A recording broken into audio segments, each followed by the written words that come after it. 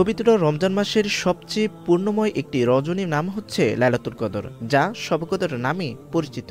শবে কদর এর বাংলা অর্থ হল মহামান্বিত রাত বা ভাগ্য রজনী। এ রাতে প্রথম পবিত্র মক্কা মুকাররমার জাবালে রহমত তথা হেরা পর্বতের গুহায় মহান আল্লাহ রাব্বুল আলামিনের পক্ষ থেকে হযরত জিবরাইল আলাইহিস সালামের মাধ্যমে বিশ্বনবী হযরত মুহাম্মদ সাল্লাল্লাহু আলাইহি সাল্লামের প্রতি মহাগ্রন্থ আল কোরআন অবতীর্ণ হয়। মুসলমানদের কাছে লাইলাতুল কদর এক বরকতময় ও মহামান্বিত রাত, কারণ এই রাতে আল্লাহ তাআলা পবিত্র কোরআন নাজিল করেছেন এবং এই রাতের নামে আল্লাহ তাআলা একটি সূরা নাজিল করেছেন।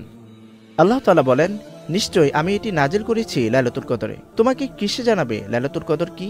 লাইলাতুল কদর হাজার মাস অপেক্ষা উত্তম। সে রাতে ফেরেশতা ও রূহ জিবরাইল তাদের রবের অনুমতিক্রমে সকল সিদ্ধান্ত নিয়ে অবতরণ করে, শান্তিময় সে রাত ফজরের সূচনা পর্যন্ত। উল্লেখিত আয়াত থেকে স্পষ্ট বোঝা যায় যে লাইলাতুল কদর বিশেষ মর্যাদাসম্পন্ন রাত এবং এই রাতে ইবাদত বন্দেগীর মাধ্যমে 1000 মাসের সওয়াব লাভ করা সম্ভব। লাইলাতুল কদর সম্পর্কে রাসূলুল্লাহ সাল্লাল্লাহু আলাইহি ওয়াসাল্লাম অসংখ্য ফজিলত ও আমলের কথা বর্ণনা করেছেন। রাসূলুল্লাহ সাল্লাল্লাহু আলাইহি ওয়াসাল্লাম বলেন, রমজানে এমন একটি রাত আছে যা 1000 রাতের চেয়ে উত্তম। যে এর কল্যাণ থেকে বঞ্চিত হলো সে সত্যি প্রকৃত কল্যাণ থেকে বঞ্চিত হলো। অন্য একটি হাদিসে এসেছে, যে ব্যক্তি ঈমান ও সওয়াব লাভের আশায় কদরের রাতে নফল সালাত আদায় ও রাত জেগে ইবাদত করবে, আল্লাহ তার পূর্বের সকল সগীরা গুনাহ ক্ষমা করে দেন।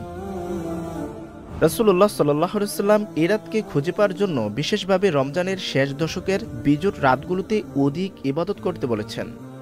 উম্মুল মুমিনিন হযরত আয়েশা রাদিয়াল্লাহু তাআলা আনহা একবার রাসূলুল্লাহ সাল্লাল্লাহু আলাইহি ওয়াসাল্লামকে জিজ্ঞাসা করেছিলেন, যদি তিনি লাইলাতুল কদর পেয়ে যান তাহলে কি দোয়া পড়বেন?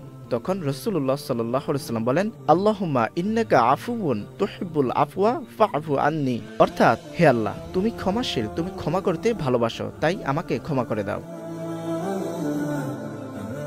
তাফসির ইবনে কাসিরে এসেছে, রাসূলুল্লাহ সাল্লাল্লাহু আলাইহি ওয়াসাল্লাম একবার বনি ইসরাইলের এক মুজাহিদ সম্পর্কে আলোচনা করলেন।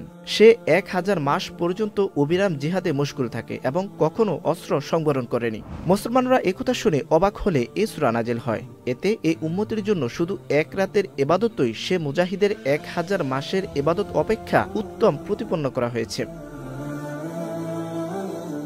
কদরের আরেক অর্থ হলো তাকদীর বা আদেশ, কারণ এ রাতে পরবর্তী 1 বছরের অবধারিত বিধিলিপি নিজ নিজ দায়িত্বে নিযুক্ত ফেরেশতাদের কাছে হস্তান্তর করা হয়। এতে প্রত্যেক মানুষের বয়স, মৃত্যু, রিজিক, বৃষ্টি ইত্যাদি ফেরেশতারা লিখে রাখেন। তাফসিরে মাঝহারিতে এর ব্যাখ্যায় বলা হয়েছে, আল্লাহ তাআলা সারা বছরের তাকদীর সংক্রান্ত বিষয়াদির ফায়সালা শবে বরাতে সম্পূর্ণ করেন, আর শবে কদরে এর ফায়সালা নিজ নিজ ফেরেশতাদের দ্বারা হস্তান্তর করা হয়। হাদিস শরীফে বর্ণিত আছে, শবে কদরে হযরত জিবরাইল আলাইহিস সালাম ফেরেশতাদের বিরাট এক দল নিয়ে পৃথিবীতে অবতরণ করেন এবং যত নারী পুরুষ নামাজরত অথবা জিকিরে মশগুল থাকে তাদের জন্য রহমতের দোয়া করেন। লাইলাতুল কদর এমন এক রাত যা মুসলমানদের জীবনে এক অনন্য সুযোগ এনে দেয়। তাই মুসলমানদের উচিত হবে বরকতময় এ রাতে আল্লাহর ইবাদতের মাধ্যমে নিজেদেরকে পরিশুদ্ধ করে নেওয়া। রাকিবুল ইসলাম, চ্যানেল আই।